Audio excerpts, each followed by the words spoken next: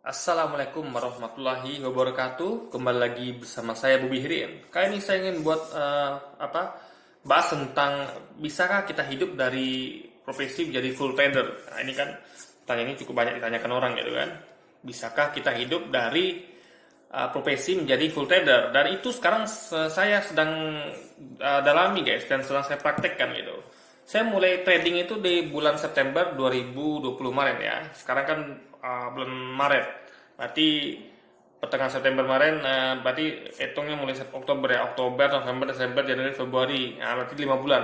Saya udah trading kurang lebih 5 bulan gitu kan. Nah, jadi saya jawab bisa guys. Nah, saya akan terangkan di video ini berapa tentang ceritanya dan juga berapa modal ya gitu kan. Jadi ada yang pengen hidup dari menjadi profesi trader, Anda bisa melakukannya gitu kan.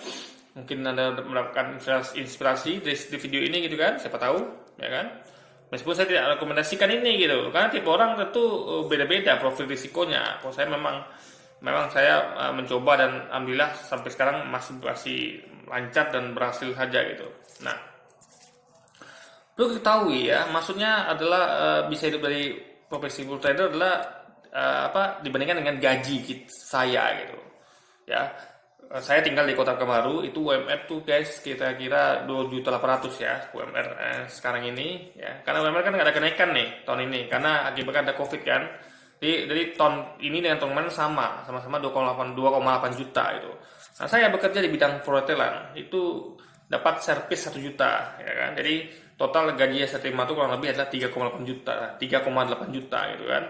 Kalau hotel lain yang baru memang servisnya kan gede-gede, ada yang 2 juta, 3 juta, 4 juta gitu kan. Mereka bisa menerima sekitar 4,8, 5,8 sampai 6,8 gitu. Nah, karena hotel kami karyawannya banyak, 200 orang gitu kan, dan juga security-nya pun jadi karyawan juga gitu kan. Makanya uang servisnya kecil. Jadi agak 4 juta lah gitu kan, sama uang tipsnya gitu. Jadi maksudnya adalah bisa hidup dari full trader ini adalah harus bisa menghasilkan kurang lebih 4 juta lah gitu ya. Kalau bisa lebih gitu kan. Nah, itu baru bisa saya sebut atau saya klaim adalah bisa hidup dari profesi full trader ini. Dan saya akan terangkan berapa dana yang dibutuhkan gitu kan.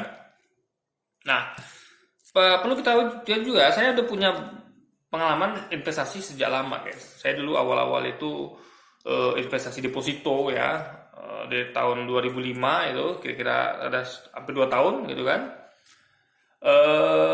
Waktu saya deposito 5 juta aja gitu kan. Nah, tapi setelah saya tahu itu haram gitu kan, riba, saya mulai hijrah, saya tinggalkan deposito gitu kan. Waktu itu, saya nggak usah bahas itulah berapa saya dapat di situ dan segala macamnya. Saya cukup kasih tahu sedikit flashback aja. Saya pernah deposito, saya pernah ikut unit link ya, AIA. Saya juga pernah ikut reksadana saham di Panin ya, Panin Dana Maksima dan Panin Dana Prima gitu. Nah, semua saya cairkan gitu kan. Lalu saya karena saya merasa ada cukup ilmu, karena saya belajar tentang saham itu udah lama guys. Jadi saya tuh nggak langsung ujuk-ujuk masuk ke saham gitu. Saya belajar saham tuh kira-kira 7 tahunan. Dari mulai deposito tuh saya mulai belajar gitu. Karena saya belum berani gitu kan. Karena saham ini betul-betul rumit dan kompleks gitu. Dan bahkan banyak orang yang tidak paham, bahkan banyak orang yang tidak percaya dan mengatakan ini investasi bodong gitu. Padahal dijamin oleh BPOM dan OJK, yaitu Badan Pengawas Pasar Modal dan Otoritas Jasa Keuangan, yang mana ini adalah badan pemerintah punya gitu kan. Jadi sangat aman lah. Cuman memang kalau apapun itu ya tetap ada peluang penipuan, tetap ada gitu. Kita bisnis saja juga ada peluang penipuan. Ada buka usaha apa gitu kan, tetap ada peluang penipuan. Jadi keamanan itu dijamin oleh OJK dan Bapepam itu. Bukan investasi odong-odong seperti misalnya investasi kebun kurma atau investasi MLM abal-abal MLM yang penipuan gitu kan. Nah, bukan seperti itu guys. Nah, jadi saya langsung bahas ke saham aja ya.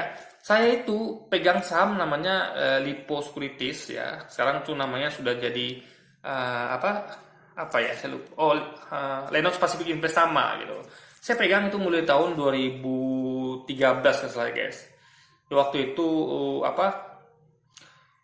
saya beli waktu itu harga itu sahamnya lagi bagus itu guys. Karena waktu itu kan grup yang kuat itu adalah grup Panin dan grup Lipo. Waktu itu itulah dua grup holding terbesar gitu kan. di Panin dan Lipo Group gitu. Nah, saya bingung yang kedua ini. Saya lihat Panin ini pertumbuhannya stabil gitu, guys.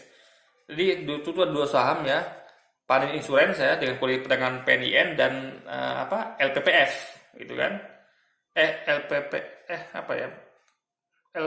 Pokoknya kode perdagangan ini kira-kira itulah guys. Jadi grup sama grup Panin gitu kan. Yang satu lagi grup Lipo. Nah, grup Lipo ini LPPS ini, Lipo Securities gitu kan. Nah, saya pilih Lipo waktu itu karena saya bandingkan 5 tahun itu ya, pertumbuhan perusahaan itu lebih tinggi daripada Panin yang 5 tahun. Cuman masalahnya saham Lipo nih 2 tahun untung, setahun rugi. Jadi nggak stabil gitu guys. Dan itu ternyata membuat saya salah gitu kan. Ternyata kita perlu sesuatu yang tumbuh stabil gitu. Itu salah satu dosa saya waktu mengambil saham Lipo ini dulu gitu kan. Sampai sekarang saya masih pegang. Saya akan ceritakan nanti. Ada ikut itu video ini. Lalu sekiranya di waktu itu ya modal intinya tuh masih 1,2 triliun guys. Anda bayangkan dari tahun 2009 itu masih 700 miliar, naik jadi 1,2 triliun di tahun 2013. Makanya harga sahamnya kan cukup meningkat itu karena bagus pertumbuhannya, meskipun 2 tahun rugi setahun untung, 2 tahun untung setahun rugi, ya stabil kayak Panin kita tadi kan. Makanya saya ambil gitu. Meskipun saya akhirnya seperti salah, kita butuhkan tuh sebenarnya perusahaan yang pertumbuhan stabil gitu, bukan yang untung rugi gitu kan. Jadi perusahaan tuh kalau bisa nggak ada ruginya gitu kan, walaupun total general sekitar berapa tahun tuh masih lebih kecil yang stabil tadi ini, tapi itu harus kita pilih yang seperti itu perusahaannya, bukannya dalam 5 tahun itu lebih gede tapi dia nggak stabil gitu guys. Nah, di waktu itu harga sahamnya tuh sempat mencapai 220-an guys gitu. Waktu itu saya untung gitu kan, untung atas kertas, nggak saya eksekusi. Karena saya berharap perusahaan itu tumbuh lagi gitu, harga saham akan meningkat lagi. Jadi waktu itu saya rata-rata harga saham itu 212 kalau saya nggak salah guys per lembar ya. Lalu tahun depannya mulai terjadi masalah ya, 2014 sampai sekarang tuh perusahaannya drop gitu kan. Dia kadang untung tipis, lalu rugi, kebanyakan rugi sih. Jadi modal intinya tuh dari tahun 2014 itu yang 1,2 triliun, sekarang ini cek dalam perkembangan itu tinggal 1 triliun guys. Berarti ada pengurangan sebesar 200 miliar dalam jangka waktu dari 2014 sampai 2021. Berarti 7 tahun lah 7 tahun lah ya, dananya modal intinya itu kurang banyak 200 miliar. Nah, itu menunjukkan harga sahamnya anjlok. Sekarang ini harga sahamnya itu di pasar tuh sekitar Rp80 per lembar gitu kan. Nah, jadi di bulan Agustus itu ya, akhir Agustus itu saya nyangkut guys, karena saya nggak jual. Saya berharap perusahaan ini akan surplus lagi. Jadi waktu tahun 2014 itu saya harap dia akan naik lagi gitu dia akan recovery, tapi ternyata sampai sekarang dia tidak bangun-bangun perusahaan itu kan. Saya nggak tahu apa jadi pada manajemennya, akhirnya memang keberatan di anak usahanya yaitu Lipo Star Pacific itu guys, perusahaan media itu kan. Jadi harapan saya ternyata tidak tercapai. Jadi saya menanggung kerugian atas kertas itu sekitar 60 juta guys. Anda bayangkan ya, dari tahun 2013 untung gitu kan, tapi nggak saya jual, akhirnya menjadi nyangkut gitu. Saya nyangkut 60 juta gitu. Nyangkut kerugian di atas kertas itu 60 juta. Jadi dana modal saya keluarkan tuh sekitar 150 jutaan lah guys ya.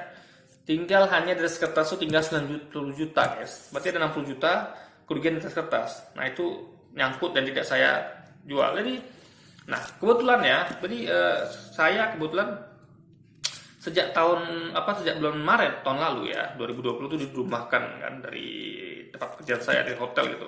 Dan baru kemarin saya resign bulan September, dipaksa untuk resign gitu kan, karena perusahaan memang udah nggak sanggup lagi menggaji karyawannya sebanyak itu, karena memang cash flow dan pandemi ini membuat penghasilannya perusahaan tidak mampu menggaji banyak karyawan lagi, maka saya dipaksa resign gitu kan. Nah, setelah itu saya berpikir saya harus ngapain gitu kan. Nah, kebetulan saya mencoba memberikan diri untuk melakukan trading gitu. Bisa nggak sih hidup dari trading ini gitu kan, mencoba hal baru gitu kan. Saya paksakan diri saya gitu. Saya mulai trading itu di awal September gitu ya kan. Nah, di awal September, saya mulai trading gitu kan. Jadi dana saya yang di perusahaan Lipo Sekuritas ini itu saya jual sebagian gitu kan. Saya jualnya masih untung guys. Saya jualnya selalu untung. Jadi saya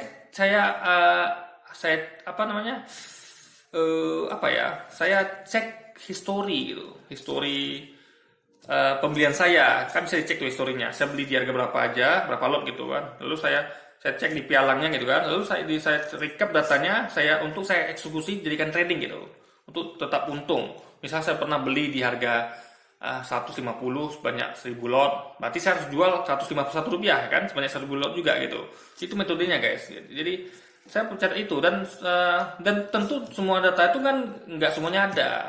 Dari yang data yang ada tuh mungkin cuma sekitar 3 tahun terakhir itu. Jadi di atas itu datanya sudah nggak ada lagi itu, data rekap tradingnya itu. Nah, jadi saya hanya menjual yang bagian itu saja yang ada datanya. Nah, yang sebelumnya itu nanti kan setelah itu habis terjual kan nampak nanti berapa harga rata-ratanya. Dari situ itulah nyangkut sekarang yang sih guys. Itu nyangkut sekarang gitu kan. Jadi jadi sebagian besar nyangkut tuh sekitar berapa ya? Sekitar 150 juta. Sekarang dana di Lipo tinggal 50. Berarti sekitar berapa tuh?